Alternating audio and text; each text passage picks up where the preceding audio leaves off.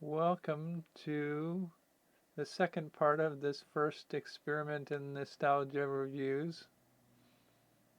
The first part was this nostalgia for when I was younger and I would get home from, well, not home from, I would get off the bus at the local corner market like a mile away from where we lived. I'd go in, I'd get a pack of combos, almond M&Ms, a Dr. Pepper or a cherry cola of some kind, and a copy of heavy metal, and I would walk home with my prizes on the weekend that I purchased them, and they would be my weekend entertainment for the whole weekend. So combos, pizzeria combos in particular, almond M&Ms, cherry cola, and heavy metal magazine as a Friday pickup to carry me through the weekend of enjoyment and entertainment. And so we did the taste test. And now, I guess this is a different type of taste test as to whether or not it it touches the nostalgia factor for me, and that's the heavy metal magazine. Now, this is not a comment on the quality of this magazine now, and I may give a little commentary on some of that. This is a whether or not it trips off my nostalgia like it used to. Because it's been 20 some odd, no, almost 30 odd years since yeah, no, 30 years or more uh, since I used to pick up a copy of Heavy Metal Magazine at the stand. Now, I do understand that it went out of print for several years and was purchased and relaunched um, more recently in the last few years. The question is, does new heavy metal magazine stand up to the nostalgia I have for the old experience? And spoilers, it doesn't hit the nostalgia button the way I would have, like, it doesn't trigger that sense of nostalgia for me. Some of it is down to that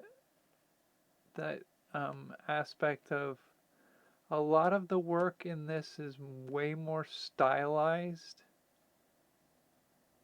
than the stuff I used to read. So what I mean by that is it's not it's not it's not artistically the same design. So like I remember a lot of black and white comics. I remember a lot of similar to the style of Mobius, where you have realistic proportions on people and characters with a paint release style to the any coloring that would occur in the comics would be painterly done. There were a few stylized stories done in some of them. I can remember a couple of them that were. I won't discuss what they are, and I don't remember their names, but because of the adult content, there was some very cartoony feel. If you know what if you remember from the heavy metal animated movie, there are a couple of those that have a very cartoony style to them. But the majority of the heavy metal I remember wasn't as heavily cartoony styled. The stuff I'm seeing now has a lot of not necessarily cartoony style, but like there's some of that, but there's also a bit of modern take on some of the art styles. There's some of them that look like they've been posed in a 3D modeling program, and then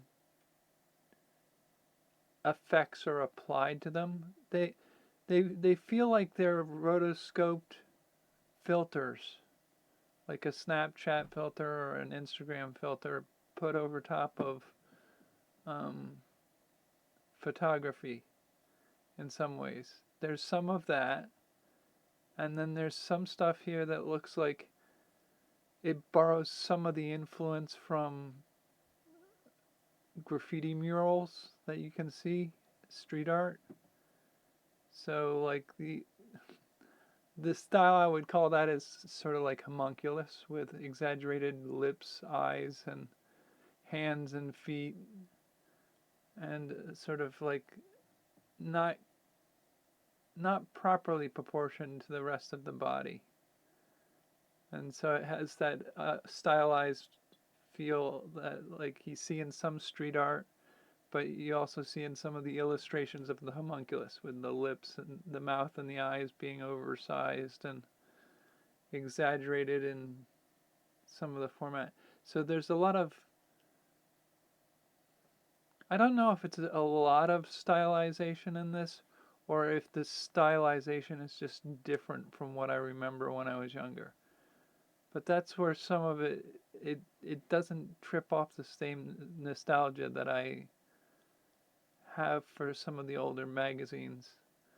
But I think one of the other things that it does sort of take away from the nostalgia factor for me is in this version of heavy metal, I feel like there's way more of this multi-part serialized storytelling. So when I say that, what I mean is like I was looking through this and there were several stories, several comics in this that are not standalone. Several of them are second or third parts of a greater series that started in previous editions. And some of them are, there are at least one or two in here that I think are first parts, and they don't resolve the story because they're setting it up to continue in the next edition. And I'm like, I don't like this is a $15-20 investment. It's $15. It's a $15 investment. I'm not looking to make that a 30 to 40 to 50, 60. I don't want to spend $60 to get a whole story. And I feel like the old heavy metal magazine had a lot of independent, self-standing stories. Like I wouldn't be so bothered by the serialized. Like I like a good serialized piece of fiction, but not in an anthology series where the individual components of the anthology are incomplete in the format that I get a hold of. But I think the other thing is like even the serialized works in the old heavy metal, I feel like you got a complete story in the chapter that you read at the time. So when you're reading some of the old serialized work, it's a complete chapter. It's a whole story with multiple chapters spread across a series of editions of the heavy metal magazine. This feels like several of them were interrupted. Like there were several of these stories like I don't know what's going on because I came in halfway through the story and I don't get any resolution on some of the stories. And so overall it really did feel like it wasn't inviting me in. However, I will say there were at least 5 to 7 stories in this that I felt were complete and interesting enough to me. So like when I first looked through it, I felt like, oh dear, what have I purchased? Because none of this seems to, like, stylistically, and um, the notes stating this is part 2 of a series and this is part 3 of a series, or this is part 1 of a multi-part series to be continued in another edition. Like, when I looked through the magazine first and saw the stylistic differences and some of that going on, I'm like, did I just waste my $15? I mean, it's $15. It's not a huge waste, but at the same time, there's a question in my mind is like, I feel like maybe I spent money that I'm not going to get anything in return for my money. Turns out that's not true, because there were at least 5 to 7 stories in here that were worthwhile, and I would say there are more than that, except for what I look for in a story that I enjoy. So there were probably 10 to 12 stories in here that would be worth the purchase for most people. Some of them were just not things that I felt a connection to. But there were definitely at least 5 stories in here that I enjoyed in their entirety in here. Like, I don't feel the need to pursue more from that storyline. So it's self-contained, it's decent. But on top of that, the art style and some of it is interesting enough, or demonstrates a skill set. Like, I don't, I feel like I'm being overly negative, and I don't want to sound that way. Some of the new experimental art style that some of the comics do, like, I can appreciate as an experimental or new art style. It's a bold experiment, and Heavy Metal was about doing experiments with graphic novel storytelling. So they're they're honoring that tradition. I just think that for touching off some of that nostalgia, for me, it's not a hit on all cylinders for me. Um, but I will say that some of the new things that they did, I like the new thing that they did. It doesn't sing on my nerves as a callback to the nostalgia of old Heavy Metal. So there are things that they're doing now that I like, that they've added to Heavy Metal, if that makes any sense. So one of the examples I would give here is that this edition of Heavy Metal has some of these in between chapters, in between stories, I mean. They have these. This edition had, I think it's steampunk concept art, I guess is what we might call it. And I do think that some of the things that, like the articles in here, didn't appeal to me, but I think some of it is based off of the articles in other editions may appeal to me more. This was kind of the spooky season one, so they talked with some horror creators, and I don't do horror movies, not because they scare me or anything, but just because they don't do anything for me.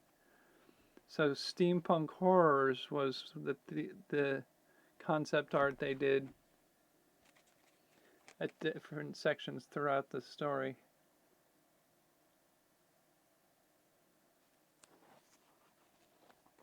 And I liked some of that.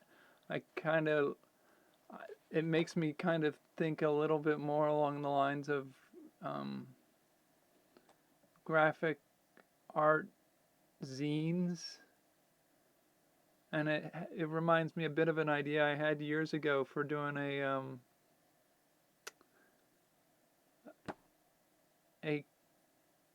I wouldn't call it an anthology comic book, but something like that, in which everybody just does a mock-up cover for a story that was based on the idea of a picture's worth 1,000 words.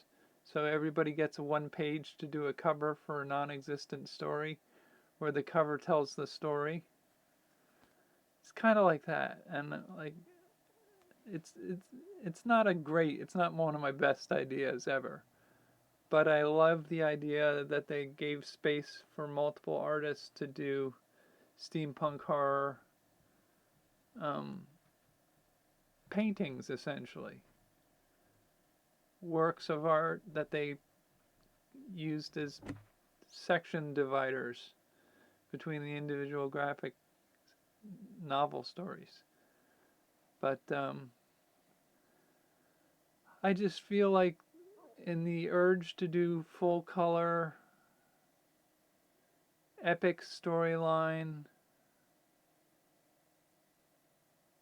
stylized art stories, that there's we're missing a little bit of that crisp line art, the noir styling of graphic novel black and white with contained story within the whole thing, even if it's a section of a serialized work. And like I can remember in the older heavy metal magazine there were things like, what is it, Adventures of Little Nemo in Dreamland. They were just short little stories that were, I mean, they were adult and risque, but they you'd have one in several different editions of heavy metal, but the story was entirely within that one edition. So it was like it's a fully contained adventure. You didn't have to have done any pre-reading of previous ones, and you didn't have to do any reading of any subsequent ones, because the entirety of the story occurs in the one comic strip. And the art style was some of that line art that I think that's what I'm sort of missing, because a lot of this isn't super line art, black and white with the moody noirish aspects. And I think the value of having that in the old heavy metal magazine was in a magazine whose premise is adult themes and concepts, be it violence or scars. Like I remember one of the editions had a stylized black and white version of The Laughing Man or The Man Who Laughed. I forget what the actual name of it is. And the scars on his face were beautifully done. They're horrific. It's horrible that that was done to somebody, but like there's a little bit of stylistic aspect to it, but at the same time the the artwork for some of that was just black and white crisp lines as far as I remember. I may be remembering it incorrectly, but crisp lines detailing telling the story in a way that was I don't know.